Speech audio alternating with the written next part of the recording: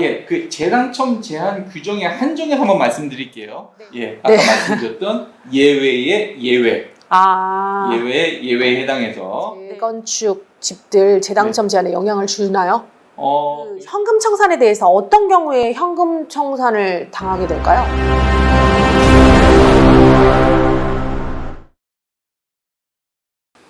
안녕하십니까 여러분, 압구정 수달입니다. 오늘은 법무법인 센트로 대표를 맡고 계시는 김정우 변호사님과 함께 또 압구정 재건축 질문사항들 함께 여쭤보면서 또 이야기 나눠보는 시간 갖도록 하겠습니다. 안녕하세요 변호사님. 예, 안녕하세요. 네, 반포 1단지 3주구 재건축 아파트를 소유하고 있는 압구정 신현대 소유주께서 조합원 분양 신청하기 전에 신현대 아파트를 팔면 네.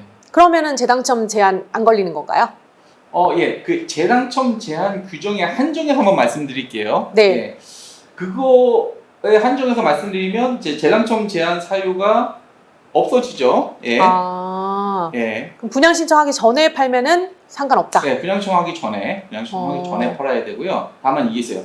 그 물건 자체가 물딱지거나 네. 또는 네. 매수인이 재당첨 제한 관련된 요건에 해당한다. 매수인이 예. 2017년 이후에 또 이렇게 물건을 가지고 재건축 있었거나, 네, 예, 갖고 있거나 다른 그 어쨌든 투기 과열지구 정비 사업에서 뭐 일반 분양에 당첨이 됐다거나 이렇게 됐다고 한다면 재당첨 제한을 걸 수 있겠죠. 그럴 수는 있지만 네. 일단은 기존에 있는 소유주가 만약에 재당첨 제한 될 것 같다라고 생각하시면은 뒤에 있는 재당첨 제한으로 인해서 현금 청산 당할 수 있는 그 아파트를 먼저 조합원 분양 신청하기 전에 파시면은 문제가 없다. 네, 네. 네. 알겠습니다. 자, 그럼 다음 질문입니다. 2016년도 전에 한남 3구역과 반포 1주구 그리고 압구정 이걸 모두 다 사놨는데 이거 앞에 있는 답변해 주신 질문하고 비슷한 거예요. 근데 이런 경우에는 재당첨 제한과 상관없을까요? 그렇죠. 예. 다시 한번 설명드리자면 재당첨 제한 규정이 시행된 2017년 10월 24일. 10월 24일. 그 이전에 그 세 채를 모두 구입을 하셨기 때문에 예. 그럴 경우에는 재당첨 제한 규정에 적용을 받지 않습니다. 받지 않고 하지만 현재 이제 이미 2017년도가 지났기 때문에 현재 사신다면 그러면은 그렇죠. 현재 다른 투기과열지구 내에 있는 네. 물건을 사시거나 또는 투기과열지구 내에 있는 정비사업에서 일반 분양에 당첨되시거나 그 일반 분양 청약에 당첨되시거나 아니면은 재건축, 재개발 물건, 투기과열지구 내에 있는 물건을 사시면 그럼 재당첨 제한에 걸릴 수 있다. 네. 네. 알겠습니다. 네. 왠지 모르게 공산주의 국가 같은데요. 이렇게 뭐 안 되는 게 왜 이렇게 많죠?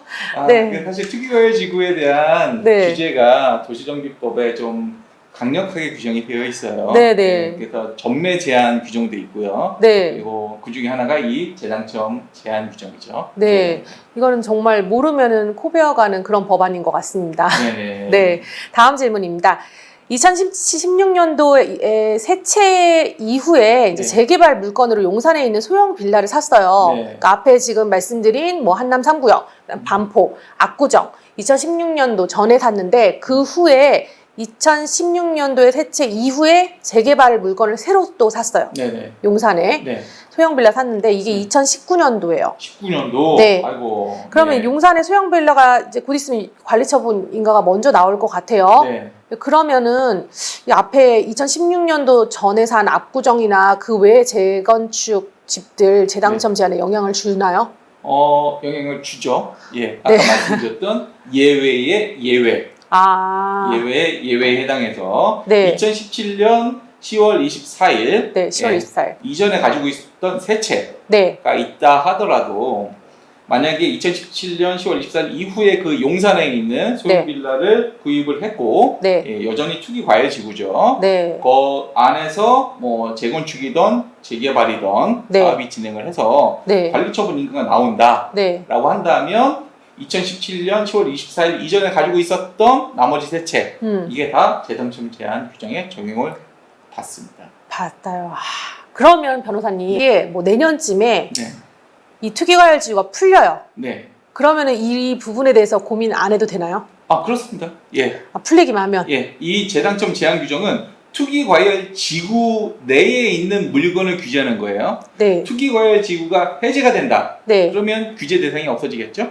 아, 그러면 해제되면은 이런 모든 고민들은 사라진다. 예. 지금 현재 질문하신 그 사례들에 네. 대한 고민은 사라집니다. 알겠습니다. 감사합니다. 네. 재당첨 제한이 이런 재개발, 재건축 외에도 청약 당첨도 마찬가지일까요?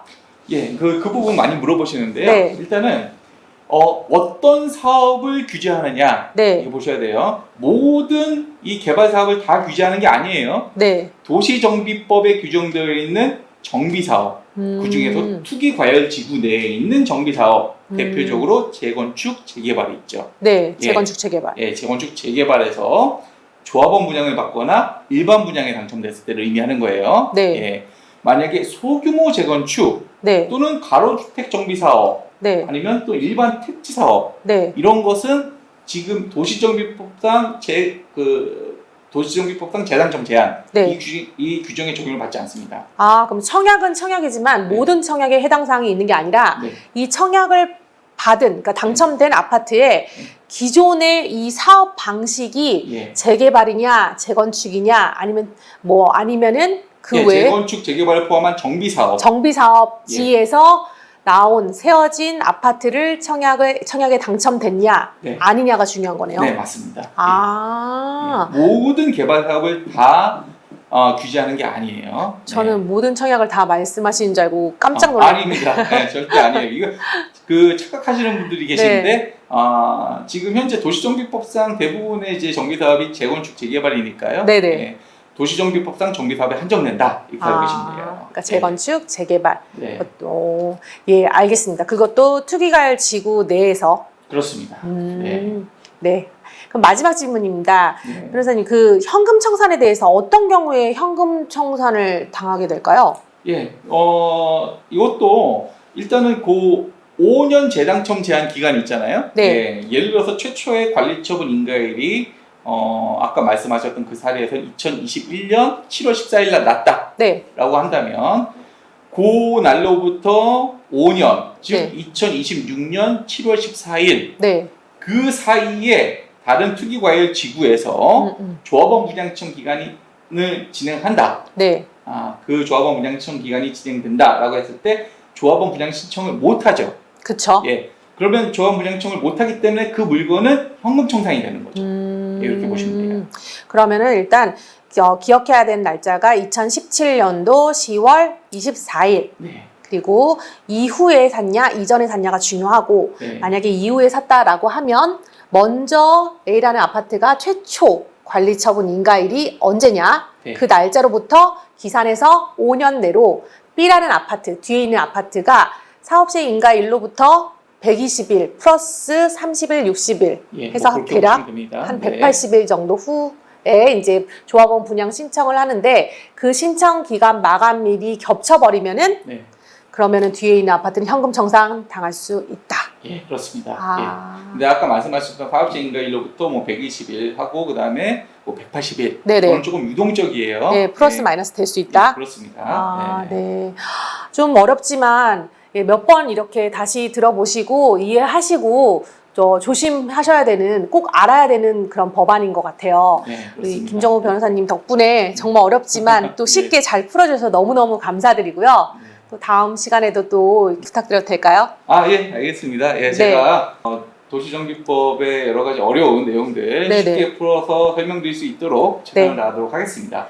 네, 다음 시간에 또 좋은 정보로 찾아뵙겠습니다. 감사합니다.